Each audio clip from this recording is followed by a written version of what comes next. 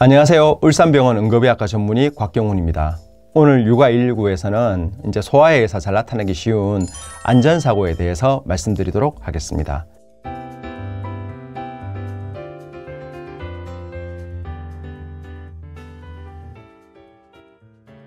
제가 응급의학과 전문의로 일하면서 사실은 응급실에서 안타깝게도 소아가 사망하는 경우가 꽤 있었습니다. 근데 그 중에 가장 안타까운 거는 안전사고죠. 충분히 막을 수 있는 사고인데, 그런데 어떤 사고가 제일 안타깝냐 하면, 여러분 블라인드 아시죠? 집에 빨랫줄. 그거 생각보다 소아가 있는 집에서는 굉장히 위험한 물건입니다. 아이 기어다니는 애들은 사실은 블라인드가 위험하진 않아요. 왜냐하면 기어다니는 애들은 블라인드에 접근할 수가 없잖아요. 낮게 걸린 빨랫줄이라든지 이런 곳에. 그렇지만 애가 만 4세 이렇게 되고 아직까지 초등학교 저학년 이럴 때는 왜 그런지는 저도 정확히 모르겠는데, 애들은 그런 블라인드 같은 이렇게 수평으로 되어 있는 줄을 보면 거기 이렇게 목을 이렇게 탁 걸고 싶은 충동이 있나 봐요. 실제로 그런 사고가 많이 일어나고, 우리가 블라인드 같은 경우에 애들 키에서 올라가기 약간 힘들어요. 그래서 애들이 보통은 발을 도듬을 수 있는 작은 의자라든지 그런 작은 계단 같은 걸 놓고 올라가거든요. 근데 그렇게 올라가서 애가 균형을 잃게 되면은, 밑에 발판이 빠지게 되면은 이렇게 목이 조이게 되죠. 그래서 실제로 해마다 블라인드나 아니면은 낮게 걸린 빨랫줄에 애가 이제 목이 걸려서 질식사하는 경우가 꽤 있습니다. 그렇게 해서 응급실 오는 경우가 꽤 많거든요. 그래서 이게 집에서 잘 일어나는 사고고, 조금만 한눈을 팔았는데 굉장히 충격적인 사고죠. 그리고 생명을 잃을 가능성도 많고, 그렇게 되면은 용케 살아나도 뇌에 산소가 공급되지 않은 시간이 많아서 저산소성 뇌 손상을 앓게 되기 매우 쉬운 증상입니다. 그렇기 때문에 한 만 3, 4세부터 시작해서 초등학교 한 2, 3학년이 되기 전까지 아동이 있는 집에서는 블라인드라든지 낮게 걸리는 빨랫줄 같은 거를 매우 주의하셔야 됩니다. 그럼 그런 애들 말고 더 어린 애들은 어떤 문제가 있을까요? 그거는 모두 아시겠지만, 우리가 아주 어렸을 때는 세상 만물을 입으로 느낍니다. 그래서 애들은 뭐든지 간에 입으로 가져가고 봐요. 이거는 인간뿐만 아니라 모든 동물의 기본적인 특징 중에 하나예요, 새끼들은. 그런데 입으로 가져가서 그냥 뱉어버리면 다행인데, 그게 만약에 넘어갈 수가 있거든요. 그러면 우리가 이제 입에서 어떤 이물질이 넘어가게 되면 크게 이제 두 가지로 나누어지게 됩니다. 하나는 기도로 넘어가고 하나는 식도로 넘어가게 되죠. 식도로 넘어가는 것 자체는 큰 문제가 되지는 않습니다. 아주 뾰족한 물질이 아니라면은 그냥 위까지 내려가게 되거든요.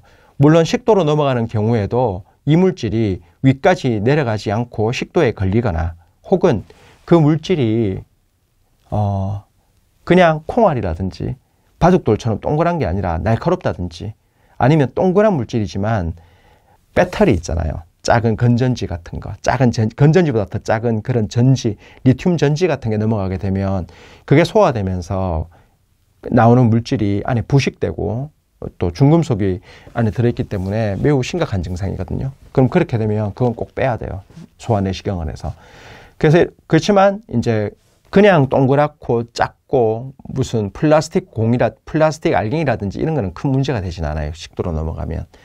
그렇지만 만약에 기도로 넘어가게 되면은 호흡을 막기 때문에 아주 심각한 문제가 되거든요. 그렇기 때문에 그런 걸음마를 아직까지 못하고 기어다니는 애들이 있는 집에서는 애들의 장난감이라든지 집에 있는 장신구라든지 이런 거를 매우 조심해서 다뤄야 됩니다. 그렇다고 해서 집에 있는 바둑돌이라든지 그런 작은 리튬 전지 같은 걸 다 버릴 수는 없잖아요. 그러면 애들의 손에 닿지 않는 곳에 놓으면 되거든요. 제가 말씀드렸듯이 보통 그렇게 기어다니는 애들은 손에 닿는데 한계가 있죠. 그렇기 때문에 애의 눈높이에서 닿을 만한 곳에는 그런 물질을 두면 안 됩니다. 그 다음에 아이들한테 장난감을 사줄 때 사실은 옛날과 달리 요즘에는 그런 것까지 고려해서 장난감을 많이 만들지만, 아직까지도 보면 그런 위험한 장난감들이 있거든요. 그래서 그런 위험한 장난감을 사주면 안 됩니다. 그런데 의외로 위험한 장난감 중에 어떤 것도 있나 하면, 여러분 젤리 같은 그런 끈적끈적이는 그런 액체 괴물 같은 거 있잖아요. 그것도 사실은 그거 만약에 입안에 잘못 들어가서 흡인되면 굉장히 심각한 문제를 일으킬 수 있거든요, 기도로 넘어가면. 그 다음에 장난감이 부서져 가지고 작은 알갱이가 생기는 경우도 있거든요, 충분히. 그래서 보고 장난감도 이게 부서지지는 않는지, 또 큰애가 노는 장난감 중에 어린아이에게 위험한 게 있지 않은지를 잘 살펴봐야 됩니다. 그럼 애가 만약에 그런 물체를 먹었다. 그럼 그때 과연 어떻게 해야 될까요? 제일 중요한 거는 물체를 먹으면 응급실을 찾는 게 가장 중요합니다. 그렇지만 아까 제가 말씀드린 대로 뭐 작은 동그란 플라스틱 알갱이라든지 그런 걸 애가 삼켰는데 식도로 넘어갔다면 아주 응급한 증상은 아닙니다. 그렇기 때문에 119를 부른다든지 그런 필요 없이 자차로 응급실을 방문하셔도 무방하죠. 그러면 그게 식도로 넘어갔는지 기도로 넘어갔는지 어떻게 할 수 있을까요? 기도로 넘어가면 호흡곤란이 생기죠. 그래서 숨쉬기 힘들면 알 수 있겠죠. 근데 숨쉬기 힘들다는 건 너무 쉽게 알 수 있는 거잖아요. 그래서 아주 심하게 기도가 막히면 당연히 숨을 못 쉬니까 그거는 정말 응급한 증상이죠. 그런데 그전에도 이게 기도로 넘어갔는지 안 났는지 알 수 있는 방법이 있습니다. 애가 침을 삼키지 못합니다. 드룰링이라고 하는데 의학용어로는 침을 이렇게 질질 흘리거든요. 그래서 이거는 그 기도로 작은 물체가 넘어가서 기도를 약간 막았다든지 혹은 애가 어떤 물체를 삼켜서 식도로 넘어갔는데 위까지 넘어가지 않고 식도에 걸려 있다는 얘기거든요. 따라서 두 가지 모두 다 응급 증상이기 때문에 애가 어떤 물체를 삼키는 걸 보진 못했는데 침을 질질 흘리면서 침을 잘 못 삼키고 보챈다고 하면 그때는 빨리 119를 불러서 병원으로 오셔야 됩니다.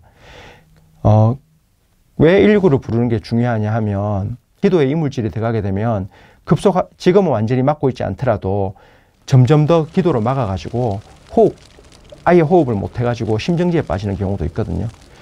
그래서 그럴 때를 대비해서 우리가 하이니법이라고 해서 압력을 가해서 기도에 걸린 이물을 제거하는 방법이 있는데 그런 하이니법을 막 하면서 시간을 지체하는 것보다는 119를 부르면 그런 하이니법이나 혹은 기도가 폐쇄됐을 때 확보하는 법을 아주 잘 알고 있는 전문가들이 오게 됩니다. 그렇기 때문에 빨리 119를 부르셔야 됩니다. 오늘 살펴본 거는 블라인드나 빨랫줄을 조심하자. 그 다음에 애들의 손이 닿는 곳에는 애들의 기도나 식도에 걸릴 만한 작은 물질을 두지 않는 것이 좋다. 아예 큰 장난감을 사주어라. 그리고 장난감이 작진 않더라도 혹시 부서지거나 아니면 젤리 형태로 되어 있어가지고 애들이 그것을 실수로 입안에 넣어서 삼켰을 때 기도나 식도에 걸릴 가능성이 많은 그런 것들은 치우는 것이 좋다. 그리고 애가 삼키는 걸 보지 못했다 하더라도 뭔가 평소보다 침을 너무 많이 흘리고 계속 보챈다면 그것은 식도나 기도에 이물이 있다는 뜻이기 때문에 119를 불러서 병원으로 응급실로 빨리 오셔야 된다. 이런 내용이 오늘의 초점입니다.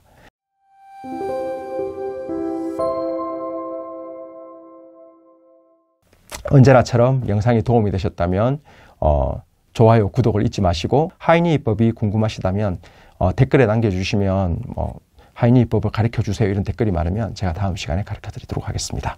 감사합니다.